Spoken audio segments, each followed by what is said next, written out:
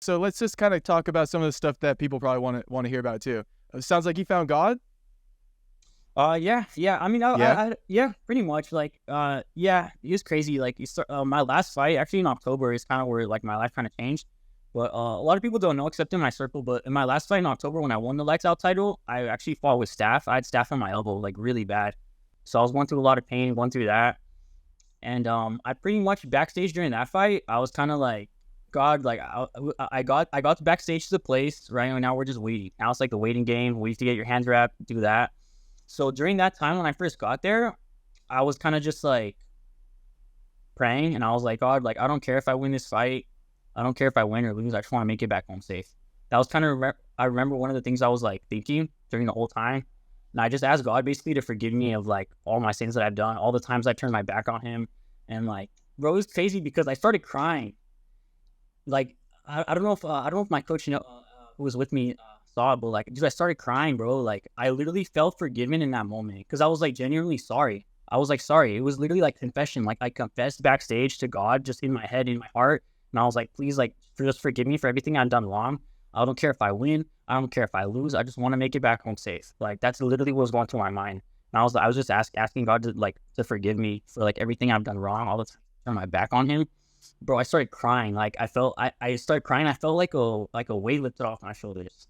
I felt like a weight off my shoulders. And from that moment, I didn't care about what happened in the fight. I was like, I don't care. Like, cause I know I'm gonna be okay. And then from there, I felt so free. And I was like, it doesn't matter what's going to happen in the fight, cause I know I'm gonna be all right. So like, yeah, that was a crazy experience. And from there, after that fight, I got back home and I was like, okay, I have to start changing my life around. So that it actually happened in October. October, my last fight. That's what kind of when I had that experience. And I was like, from there, it's been, yeah, been changing my ways. Yeah, Yeah. I feel you.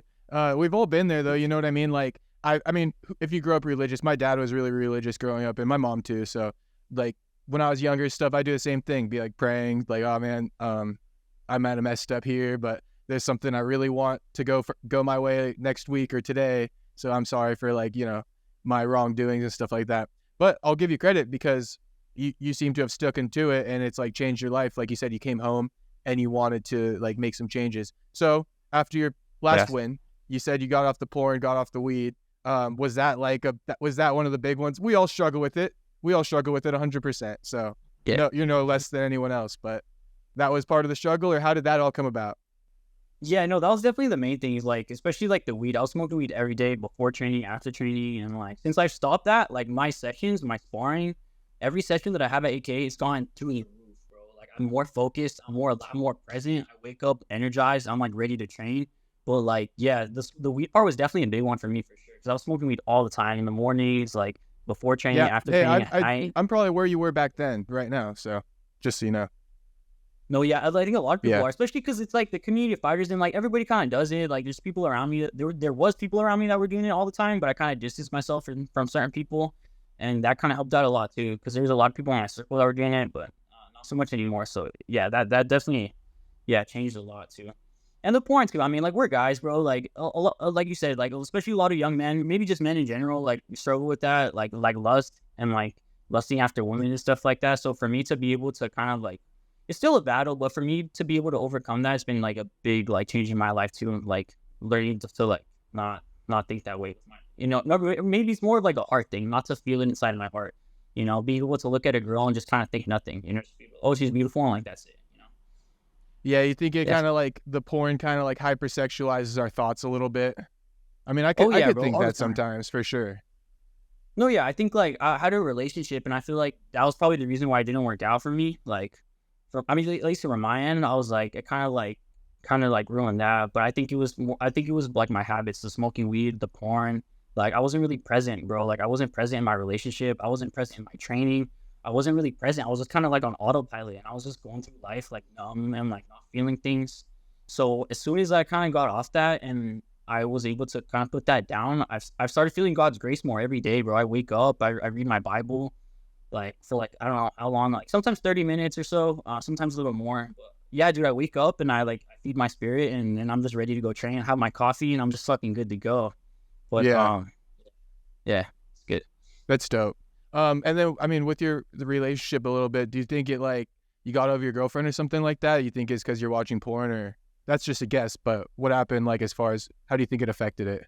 I think we just grew apart too. You know, we were together for a long time, but I think we just like kind of grew apart.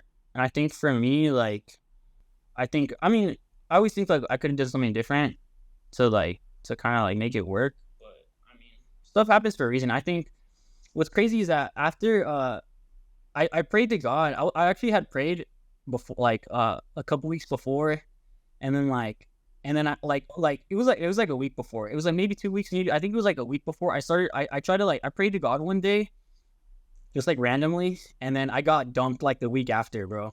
It was crazy. I get dumped the week after, and in the moment I was so sad and heartbroken. But later, I realized maybe that was God answering my prayers. Like, you know, maybe that was kind of God answering my prayers, and He was kind of pushing me to be the person that He wants me to be. But it was weird because I prayed to God one day, and then I was like, hey, like, you know, like forgot what I said, but I was like, I kind of don't want to live this way anymore. Like, kind of like I want you to like kind of guide my steps, like guide my paths. This was before my first amateur fight, bro. So it was crazy. Like I prayed one day, I got dumped, and I was like sad. I didn't train for a couple of days, and like 3 weeks later, bro, I had to have my first MMA fight like in April when I debuted. So I literally got dumped before like my first MMA fight. So I was like, I didn't train for a couple of days because I was like sad, I was like down, but yeah, and it was crazy. And from there, it's just pretty much took off, and I've just been fighting all the time. But the point I want people to like know is that it hasn't been perfect, bro. Like I've said like I want to change, I've told God I want to change, and I still go back to my ways, bro. So even after I had that experience and I get dumped, bro, I still was like stuck doing what I was doing. I still wasn't ready to let go, bro. That's what I want people to know. I still wasn't ready to let go. I was still smoking weed, and I was still watching work. Even after I had asked God to help me, I still didn't want to let go of the ways of the world, bro. So it wasn't until October, that's when I had that experience, and I was like, I'm so sorry. I told God, I'm sorry. Like, I know your word, and I still go against it. I was like, please forgive me, like, please. So from there, it's kind of changed. But like, yeah, it's been crazy, bro. Yeah, that's why I gave you credit earlier too, because I was even like admitting about myself. We've all been there where like, you know, if you grow up a little bit religious, I'm sure you pray to God at some point in your life being like, sorry for my wrongdoings because I want this. Like if you have a job, right, you're like applying for a job.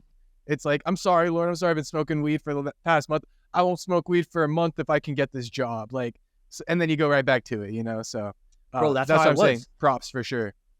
No, yeah, definitely. And I think that like, no, you're totally right. I think everybody does it. But yeah, I think what I was gonna say, but yeah, no, you're exactly right, bro. Once I let go, it definitely changed my life for sure. Once I was like, I had to just let everything go and be like, okay, take my life, like here, I can't do this anymore. So that was in October. But you have those slumps where it's like you feel inspired and then it kind of just goes away. But yeah, so it's important to kind of just keep that momentum going. But yeah.